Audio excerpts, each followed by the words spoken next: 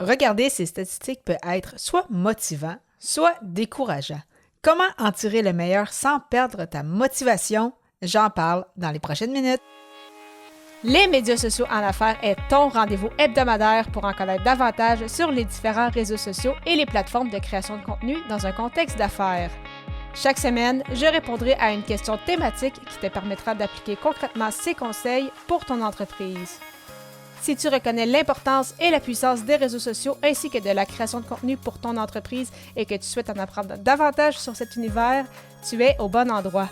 Je suis Amélie Delebel, travailleuse autonome dans le domaine des communications et marketing depuis février 2020. Je travaille avec les réseaux sociaux et dans la création de contenu depuis 2014. Les médias sociaux en affaires est mon deuxième podcast après Athlète Entrepreneur, lancé en janvier 2019. Bienvenue sur mon podcast. Salut et bienvenue sur les médias sociaux en affaires, épisode 359, alors qu'aujourd'hui, je réponds à la question « Comment analyser tes pièces de contenu pour t'améliorer sans te décourager? » Tout d'abord, il faut savoir que oui, analyser ses résultats, c'est essentiel. Cependant, c'est important d'y aller avec la bonne mentalité. Qu'est-ce que je veux dire par là? C'est en fait quand tu veux regarder justement tes résultats, voir si le contenu que tu crées, que ce soit sur les réseaux sociaux, avec ton blog, tes vidéos, ton podcast ou autre, tu veux savoir justement si tu as un retour sur investissement. Donc, est-ce que ce que je publie me permet justement d'atteindre mes objectifs? Donc, pour ça, tout d'abord, il faut se demander, mais justement, quels sont les chiffres qu'il faut vraiment regarder et s'il y en a qu'il faut peut-être ignorer même. En fait, c'est que ça va vraiment dépendre de tes objectifs que tu as identifiés au départ avec ta stratégie. En même temps, en fait, que tu avais analysé ton persona défini, ton persona, ton audience cible, donc savoir à qui tu t'adresses. Alors, et oui, il faut savoir justement à qui on s'adresse pour que ce soit beaucoup plus facile pour créer du contenu en ayant cette personne-là, ce persona-là en tête. Mais également, il faut identifier tes objectifs pour savoir si, mais justement, le contenu que tu crées, est-ce que ça te permet justement d'atteindre ces objectifs-là ou si ce n'est pas le cas, eh bien, il y aurait peut-être justement des points à améliorer à différents niveaux selon les résultats que tu obtiens versus ce que tu souhaitais obtenir.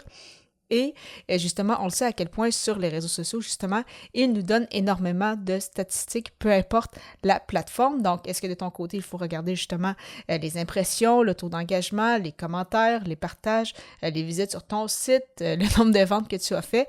Bien évidemment, tout ça, ça va dépendre justement de tes objectifs. Encore une fois, très souvent, oui, c'est sûr qu'on se dit, bien, plus justement je rejoins les gens, donc avec les impressions, plus j'ai d'engagement, plus j'ai de commentaires, en théorie, c'est un bon signe justement que je vais vendre davantage. Et effectivement, on peut se dire que mathématiquement, bien, plus il y a des gens qui font des publications, plus cela augmente les chances justement de vendre.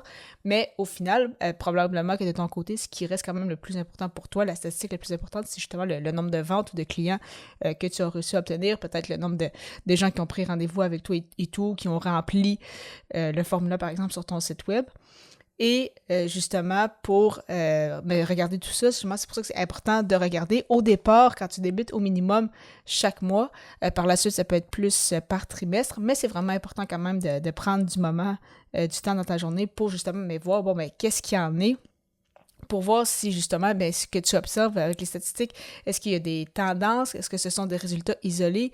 Si par exemple que tu vois qu'il y a peut-être un format de publication qui fonctionne bien pour toi et c'est quelque chose que tu aimes faire, eh bien ça pourrait peut-être être intéressant de reproduire. Parfois, il arrive qu'il y ait des publications qui fonctionnent très bien, d'autres non, et des fois, on le sait peut-être plus ou moins mais pourquoi? Donc, à ce moment-là, ça peut être intéressant de peut-être faire davantage de tests. Donc, pas nécessairement se dire « Ah, mais ce type de publication-là, c'est pas bien fonctionné une fois, c'est juste ce type de publication-là que je vais faire. » Pas du tout, c'est ça, faut pas juste regarder certains cas isolés, mais vraiment regarder, c'est ça, globalement, qu'est-ce qu'il y en est. Et c'est pourquoi, justement, que quand tu te fixes des objectifs, c'est important aussi de se fixer des objectifs réalistes mais motivants. Si tu débutes en création de contenu, que tu commences à bâtir ton réseau, et c'est sûr que si tu dis, j'aimerais ça vendre pour, par exemple, avoir un chiffre d'affaires de 100 000 je sais pas exactement ce que tu vends, mais c'est peut-être beaucoup. C'est sûr que si ça fait plusieurs années que tu es en entreprise, que tu as déjà une grosse communauté, eh bien c'est peut-être un objectif qui est plus réaliste pour la personne Y que pour la personne Z.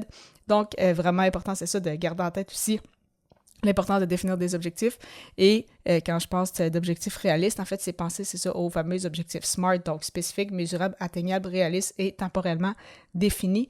Donc, vraiment, est très important justement d'avoir défini ça dans sa stratégie. Et tu vas voir que ça va être beaucoup plus facile justement d'analyser tes pièces de contenu pour justement t'améliorer, te permettre d'aller au prochain niveau, te permettre d'atteindre tes objectifs, plutôt que de juste voir les résultats en se disant « Ah, ben j'ai moins d'abonnés qu'un tel, j'ai pas l'impression d'avoir beaucoup d'impressions, bof, pourquoi je fais ça? » Ça va te permettre justement de te motiver parce que tu vas regarder au final les chiffres qui ont vraiment un impact pour toi, parce que ça se peut peut-être que tu n'as pas autant d'impressions que tu pensais ou d'engagement, mais que si lors du dernier trimestre, tu as réussi à avoir quelques rendez-vous avec des personnes et que ces gens-là sont devenus des clients, eh bien, tu le sais que tu convertis et donc que ce que tu fais fonctionne. Alors, tu n'as peut-être pas des statistiques aussi impressionnantes que certains, mais au moins, tu sais que tu convertis. Donc, c'est vraiment important, c'est ça, de miser sur ces victoires-là. Tu aimerais discuter avec moi pour voir comment analyser tes pièces de contenu? C'est facile. Tu vas simplement prendre rendez-vous gratuitement avec moi au ameliedelabel.com/consultation. Au plaisir de te retrouver à l'épisode 360 alors que le sujet sera « Comment planifier ta création de contenu pour la prochaine année ».